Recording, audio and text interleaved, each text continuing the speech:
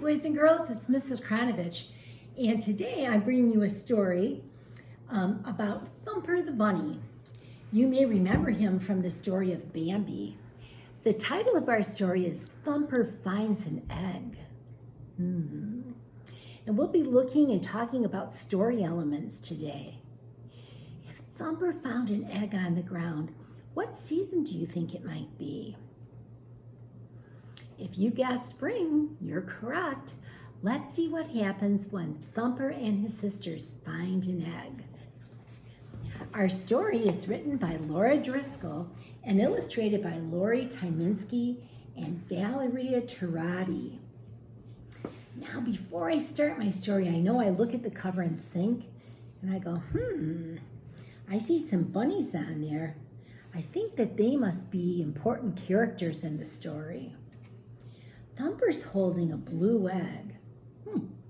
I know robin eggs are blue, and if I look around the front of the book, I can see a bird, and it looks like she's looking in her nest, and nothing's in it.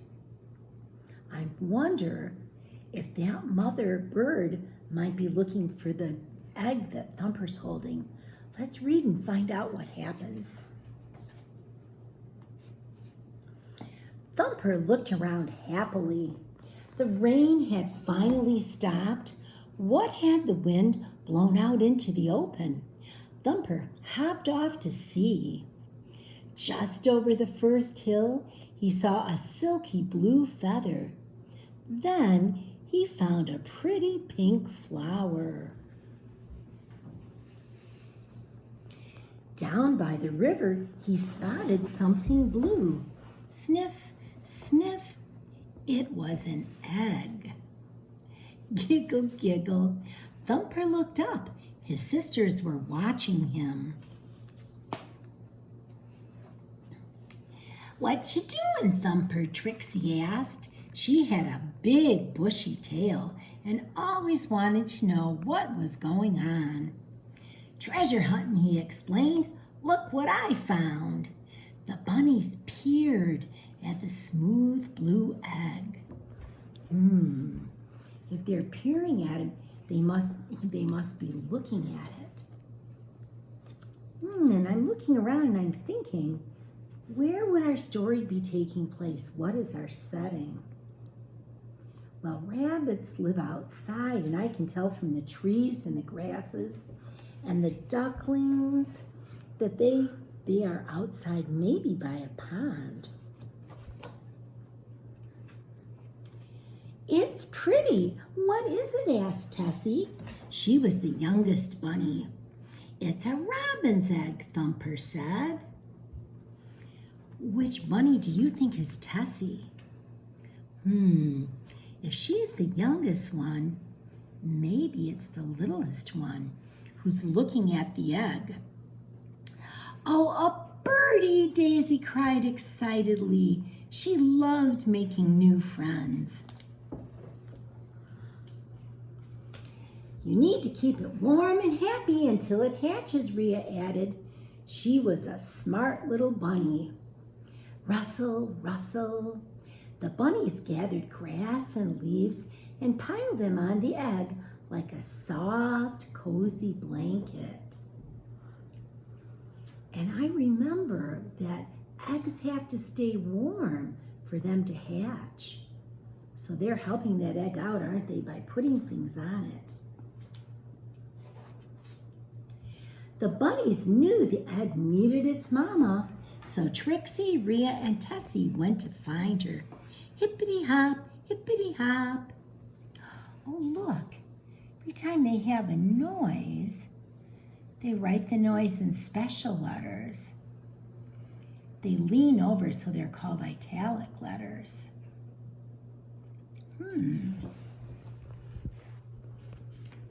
"How will we keep it happy?" Thumper asked Daisy.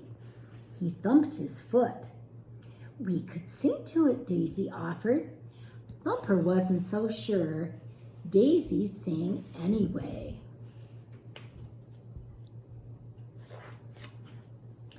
After a while, Daisy ran out of songs.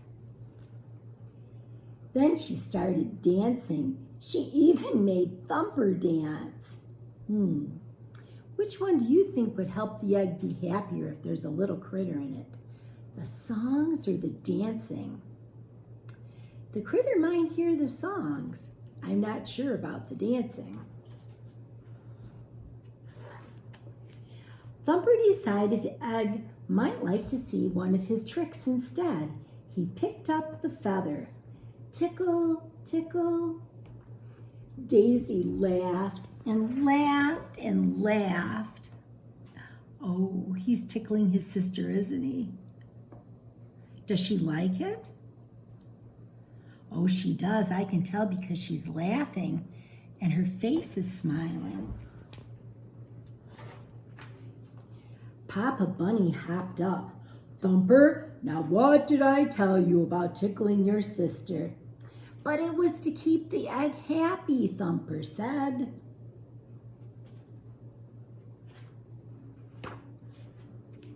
Just then, Trixie, Tessie, and Rhea appeared with a nest of twigs. A mama robin flew above them. Thumper placed the egg in the nest. The mama robin covered it with her wing. Crackle, crackle. Soon, a baby bird popped out of the shell.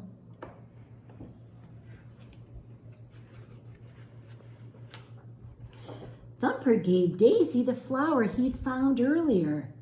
Thanks for helping me keep the egg happy. It was fun, she said. Plus, I learned a new trick. Then she began to tickle her brother. We were listening for a problem and how the problem was solved in our story. We learned about the problem in the beginning of our book. Thumper found a blue egg, and they knew that the egg was going to hatch a little bird, and they wondered where the bird's mama was. The solution, or how the problem got solved, came toward the end of the story. The robin's mom was found by Thumper's sisters, and while he was waiting for the mama to come back, he and his sister Daisy kept the egg warm and happy. I hope you enjoyed our story, Thumper Finds an Egg. Stay tuned for a link on a science video about why birds lay their eggs in the spring, and also a fun math activity to do with our book. Bye, boys and girls. Hi, boys and girls. We read a story today called Thumper Finds an Egg, and we're going to use our book to make our own edition book. You can use any book at home you have that has different characters in it. And to make my book, I just took 3 pieces of paper and I folded them in half and I stapled them up at the top. You could have mom or dad do that for you. It says My Edition Book. And you could write that for your title, or you could put your name. So come on along with me and let's see how we can use storybooks to help us write addition problems. So what I do is I turn to a page in a book where I see some different characters, and I'm going to use the picture to help me write an addition problem. I see 2 ducks in my story. So I'm going to put 2, and I'll put a D for ducks. And I'm going to add all my characters together, so I'll put a plus sign. Now I'm going to count the bunnies. 1, 2, 3, 4, 5. 2 ducks plus 5 bunnies. If I wanted to, I could even add in 1 mouse. And 1 mouse. And you probably notice that I'm putting just the first letter for my animal. I write an equal sign and then I count them up all together. I could just count on the page 1, 2, 3, 4, 5, 6, 7, 8, or I could add my numbers. 2 and 5 make 7, plus 1 more makes 8. On the top of my page, I could draw 2 little ducks and 5 bunnies and 1 mouse, or I could just make circles in different colors for each of them. So I could make 2 yellow ducks, and I could make, most of my bunnies are brown, so I'll do 5 brown bunnies.